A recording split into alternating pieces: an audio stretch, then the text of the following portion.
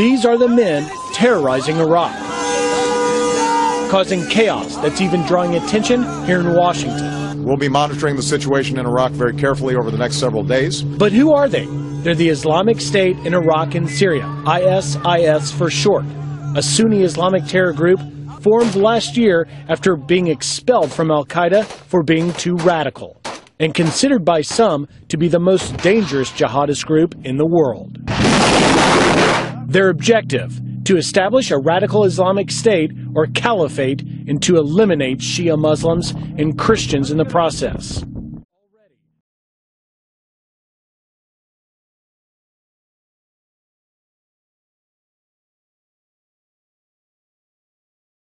Already, they're on a death march that started in Syria and now spans across Iraq, taking Tikrit, Fallujah, Ramadi, and now bearing down on Baghdad.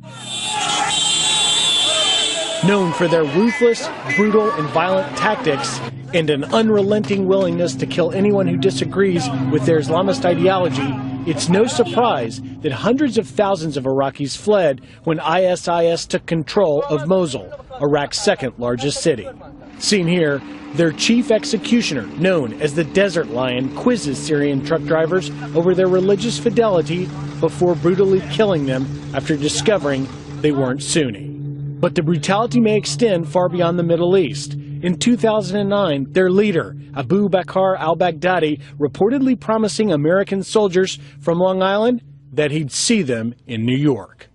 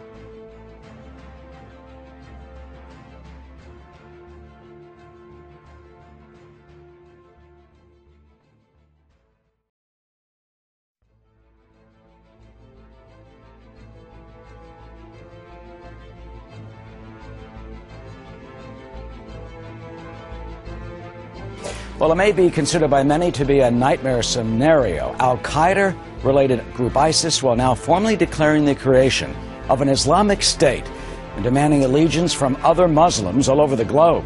The militants control a large swath of Iraq and Syria, as you can see, and now they are installing Sharia law. For more on this, KT McFarland, our Fox News security analyst, joins us now. You know, KT, they've declared a caliphate, which is an Islamic empire ruled by Sharia law, and that basically brings them back to the 7th century. That's been their goal. You know something, try like, 500 BC is really what's going on. This is a fight that has been going on for 2,500 years. It's between Persia and the Persian Empire on one hand and the Babylonian Empire on the other. And that's who's fighting today. Now, today we call them Shiites and Sunnis, but it's the same fight. It's the same tribes that have been fighting for over 2,000 years. And I think we can expect the fighting to continue, regardless of whether they've declared themselves a caliphate and Islamic State. Well, when you're facing this, can the government of Baghdad and can al-Maliki's forces defeat them? No. And that's why it's a fight between the two groups. I mean, the Maliki government, the Baghdad government, they're really the sock puppet for Iran. They're doing whatever Iran's telling them to do. Their own military, the Iraqi military, folded like a cheap suit the minute they were confronted by some 4,000 al-Qaeda gang guys who showed up and basically scared the living daylights out of them. So you have on one hand the Iraqi government with Iran and Syria, and on the other hand you have al-Qaeda, and it's ISIS. In fact, al-Qaeda thought ISIS was too badly behaved. They were chopping off too many heads. They didn't even want to affiliate with them, but now they are really. It's al-Qaeda versus Iran. And man, we don't belong in that fight. And Iran, man, oh man, they are backing al-Maliki as strongly as they can. Well, sure, because they don't want to lose the region. I mean, they see that what's happened is that al-Qaeda is establishing, as you point out, this caliphate, this Islamic State, They don't want that to happen. They want to be the top country. They want to be the hegemonic power in the region, so that's why they're fighting it out. And I think that's why it's foolish for us if we think we're going to somehow go in with a couple of hundred Americans and keep on one side and the other side people who've been fighting each other for thousands of years. This has been a centuries battle. Yes. Is trouble.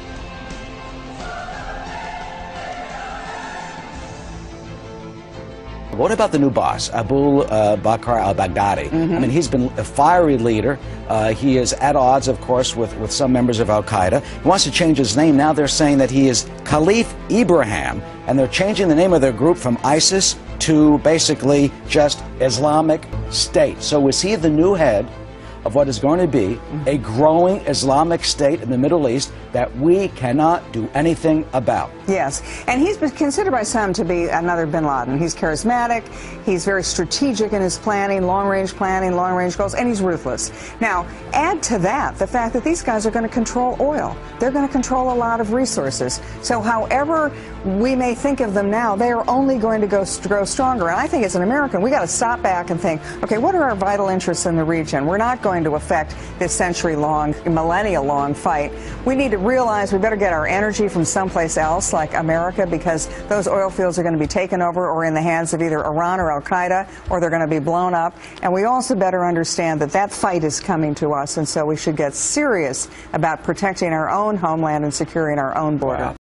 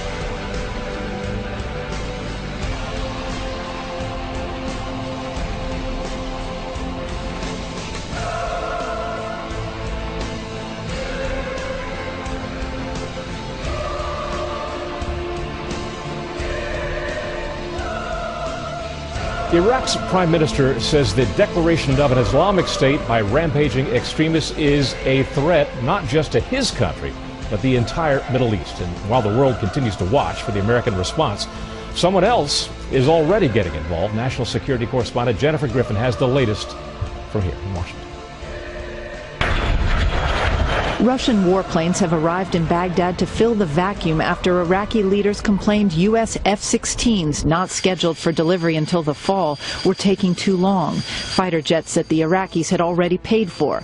Iraqi pilots emerged from the Sukhoi fighter jets as rumors that Iran, too, was providing fighter planes made their way to the State Department.